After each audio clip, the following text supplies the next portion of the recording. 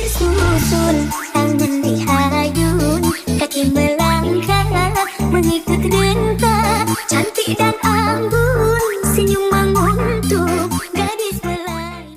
Hai korang, Assalamualaikum. So, bersama saya lagi di Kampung Parit Kemang Senggarang. Alhamdulillah untuk rumah customer kita kali ni dah siap dah plaster bahagian luar dan dalam. So, untuk rumah ni kita baru je dalam progres pemasangan mozaik. Ada sedikit lah bahagian situ. Kita tengok bahagian dalam ni. Korang boleh tengok. Kita dah pasang mozaik lah dekat bahagian ruang tamu, ruang keluarga. And then bilik semua dah siap lah.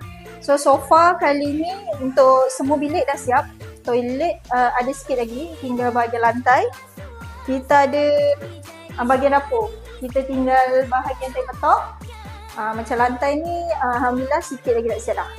Okay, untuk luasan rumah kali ni 822 kaki persegi. Kita ada 3 bilik dan juga 2 tandas. Okay, korang kena tunggu untuk next video. Saya akan update lagi untuk rumah ni mungkin dah siap cat ataupun rumah ni dah siap sepenuhnya. So korang jangan lupa follow kita, like, comment and share. So jumpa lagi. Assalamualaikum.